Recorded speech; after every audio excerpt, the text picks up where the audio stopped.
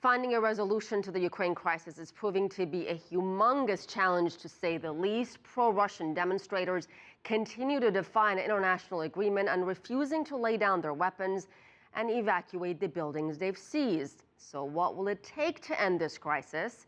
For more analysis, former U.S. Ambassador to Belarus and Georgia, Kenneth Yalowitz, joins me now live via Skype. Ambassador, the agreement brokered a few days ago. How will this be implemented when there are two versions of the reality on the ground? Well, that's a very good question, and your lead-in, describes a very, very complicated situation. I think it's best to look at this Geneva Agreement as a first step to try to build some degree of trust and dialogue between the antagonists, and to see if that will, pave the way for future steps. There clearly is a lot of skepticism that even this first step is going to work.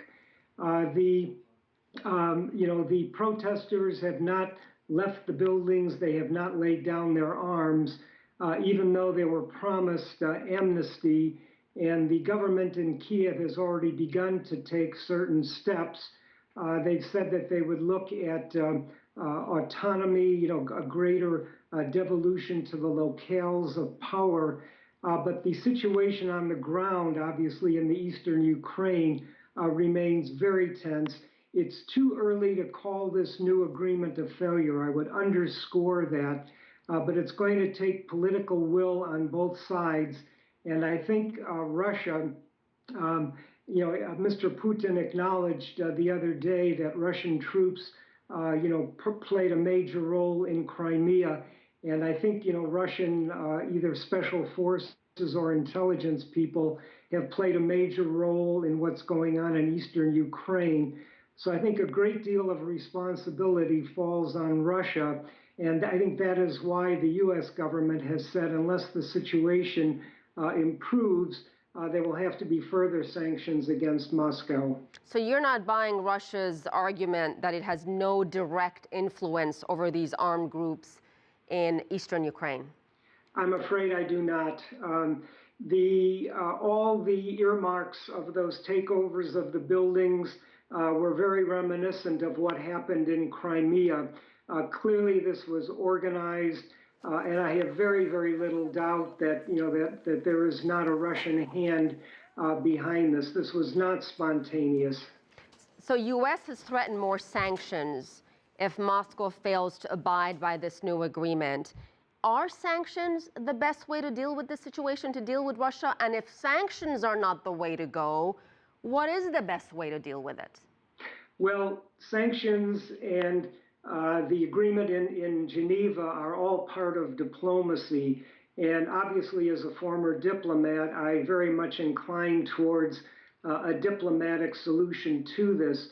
But in a very, very tense situation like this, sanctions are very useful to remind Moscow that costs are going to be paid if they continue on the pathway that they have seemed to have chosen.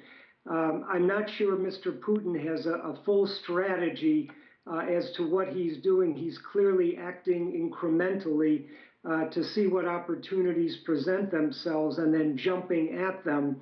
And I think to convince him that he has gone too far, the sanctions play a very, very important role because they underscore the isolation Russia is going to encounter and the economic costs at a time Russia's economy is not in good condition. So I think the sanctions are a very important part of the diplomatic negotiating and movement that is going on. And do you think Russia underestimated the reaction in the West? Well, I think Russia has for a while felt that they have a number of grievances against the West. The whole post-war period they are now reevaluating, and they have, as I said, a whole host of grievances. At the same time, I think they've concluded that the West is in both economic and moral decline. And Mr. Putin, I think, believes he has a strong hand right now. I do not agree with that.